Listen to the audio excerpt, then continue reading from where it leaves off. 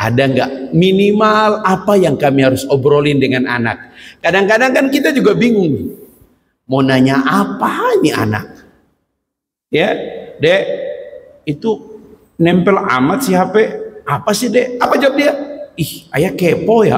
Bingung kita juga, nggak tahu mau apa. Mari kita lihat bagaimana seorang bukan nabi, tapi Allah memberi dia hikmah. Belajarlah ini, Pak. Buka ayat ini. Bapak harus menyampaikan pesan ini sebelum Bapak mati. Kalau enggak ditanya, kenapa? Ini pesan yang paling pokok. Kalau jadi ayah, ngobrol dengan anak. Bapak jadi orang baik, top. Tapi buat apa Bapak masuk surga kalau anak tidak masuk surga? Bapak sudah hitung enggak kira-kira? Boro-boro Ustadz anak masuk surga, saya aja belum tentu masuk surga. Itu juga salah. Semua harus berupaya berkumpul seperti yang Allah ucapkan dalam Quran surat At-Tur surat 52 ayat 21. Ya, dia tidak tahu tuh pergi ke dukun perbuatan syirik. Tapi kan ayah cinta ditolak, dukun bertindak. Innalillahi wa inna ilaihi raji'un. Hati-hati. Hati-hati. Tidak sedikit anak-anak kita diajak ke orang-orang pintar dan sebagainya. Ya, la tusyrik billah. Ini pesan pertama. Jangan sekali-sekali menyekutukan Allah. Inna syirka la zulmun azim. Si anak bertanya, kenapa memangnya? Karena menyekutukan Allah dosa yang paling besar. Titik. Si anak nggak nanya lagi.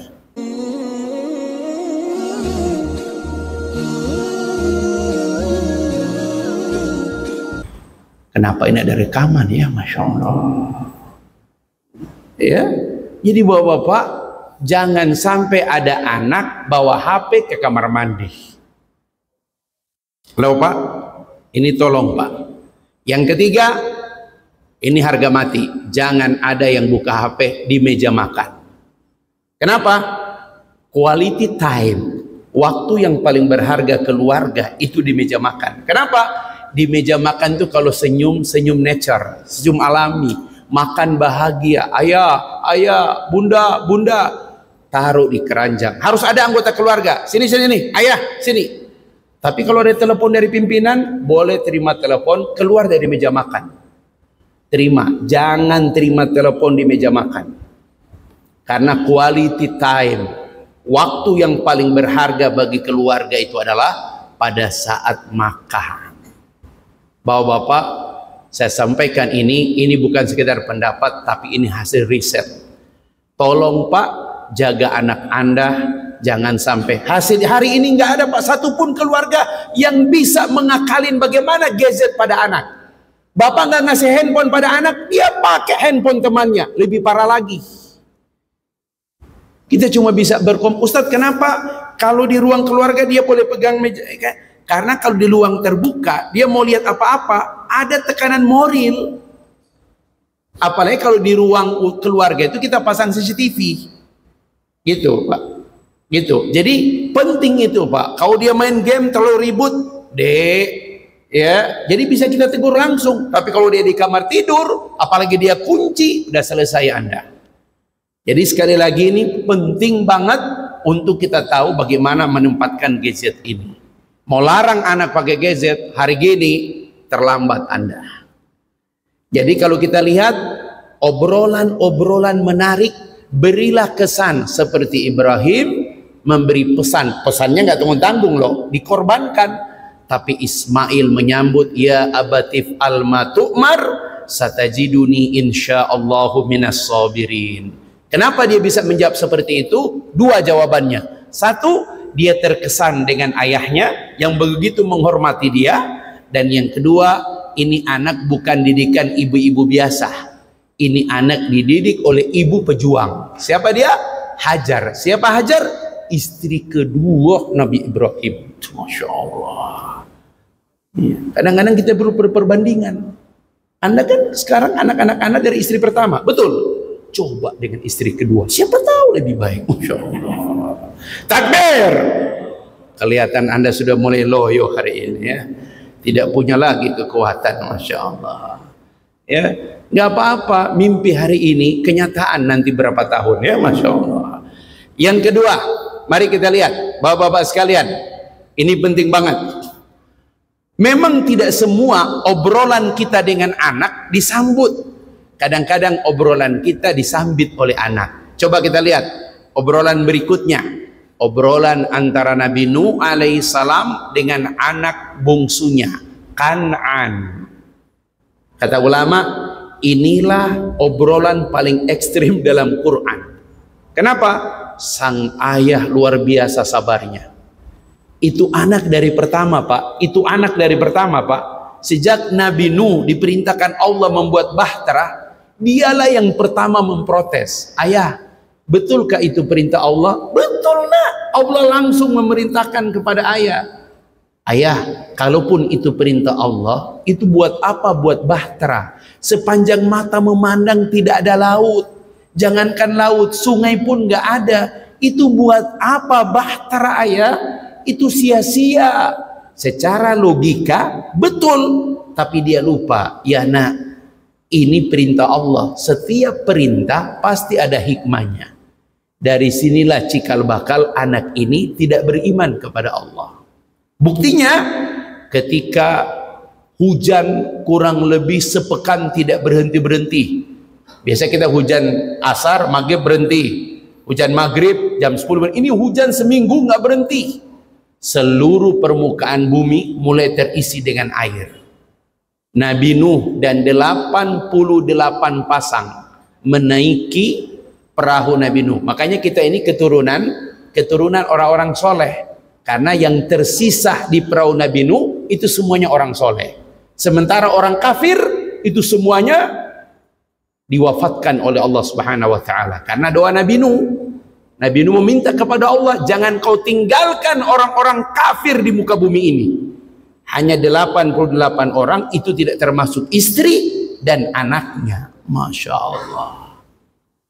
Ya, Nabi Nuh mulai naik kapal. Kapal mendekati bukit. Nabi Nuh memanggil. Bayangkan Pak, kalau Nabi Nuh emosi, itu udah teriak-teriak itu. Tong, lu kagak naik, lu mampus lu. Nggak begitu Nabi Nuh. Ya, mohon maaf, mohon maaf. Ini kan sekarang ada orang maksa-maksa bahasa Betawi padahal bukan asli Jakarta ya, Masya Allah gitu. Ya, karena nyalon aja baru maksa-maksa Betawi ya. Bapak-bapak, coba lihat Pak ya. Nabi Nuh itu Pak, dia panggil anaknya. Manggilnya apa? Yang namanya orang tua ya.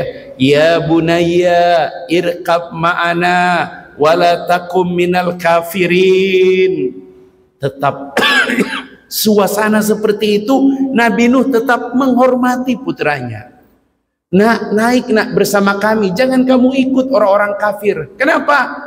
Ya, Nabi Nuh ngomong gitu, anaknya menjawab. Lihat jawaban anaknya, tidak ada panggilan ya abati. Beda dengan Ismail. Anaknya berkata, sa'awi ila jabal. Kelihatan anaknya ini lama di Ciawi ya, Masya Allah. Sa'awi ila jabal, saya akan naik bukit itu. Kenapa? Ya'simuni minal ma', saya pasti selamat dari air bah. Dia pikir bukit itu nggak kejangkau sama air. Nabi Nuh berkata, la asimal yaum, hari ini tidak ada yang selamat nak, illa marrahim, kecuali orang yang Allah kasihi. Anaknya baru membalas, tiba-tiba gelombang besar memisahkan keduanya. Wa kana minal mugraqin, dan anaknya mati tenggelam di depannya.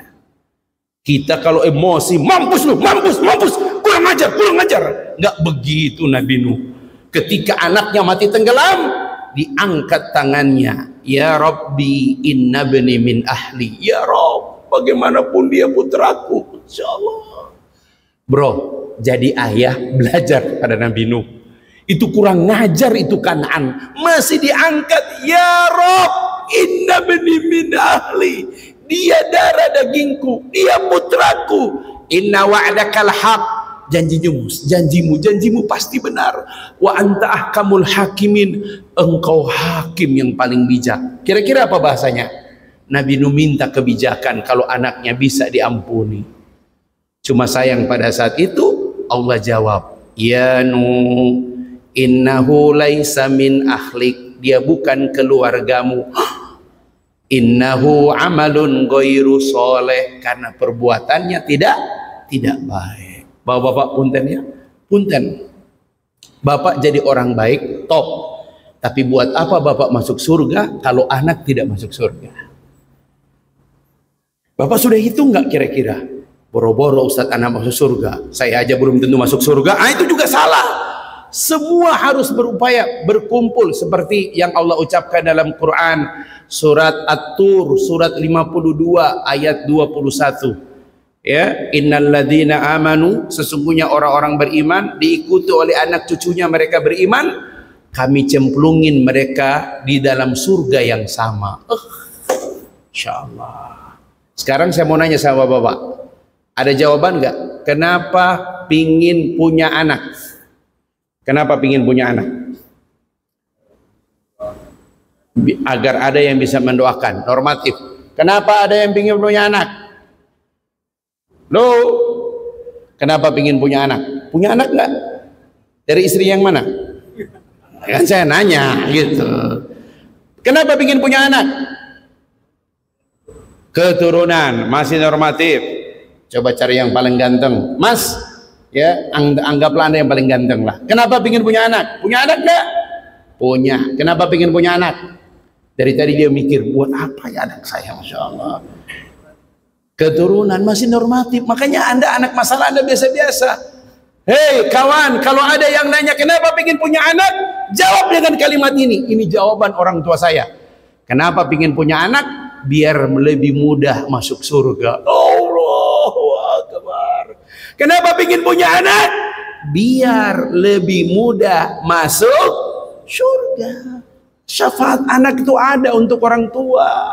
Hadis Utsman ibnu Affan masyhur, para ulama hadis, ada orang tua yang sudah termenung susah di pintu neraka, diselamatkan oleh malaikat Ridwan, dibawa ke dalam surga, ditanya pada malaikat, ada apa ini? Inilah doa anak-anakmu. Masya Allah. Pak, ini persoalan kita hari ini.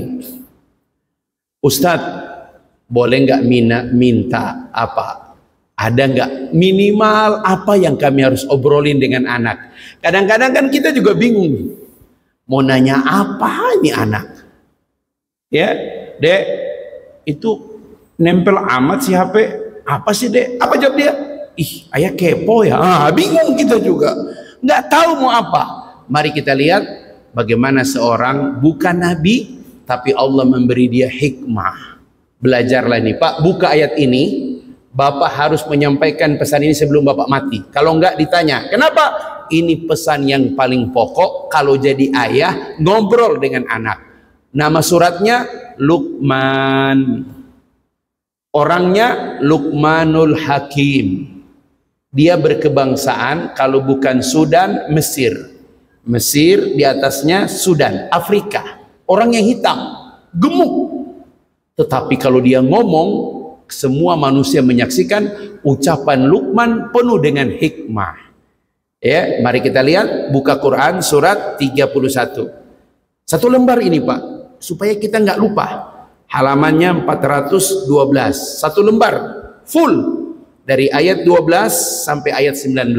Ada 6 pesan Luqman kepada anaknya, dan ini yang harus kita contohin. Gak mungkin Allah abadikan di Quran kalau bukan contoh yang terbaik.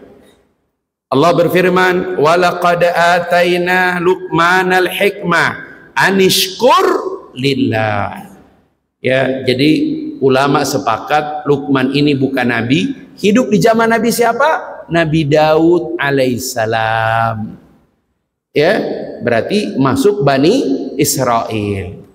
Jadi Luqman ini kalau dia ngomong pasti penuh hikmah. Tapi ulama-ulama mengatakan kalau ada di WA mengutip pendapat Luqmanul Hakim secara literasi itu agak sulit untuk dibuktikan. Karena pendapat Luqman tentang hikmah itu yang masih kuat kalau dalam Quran. Ini dia.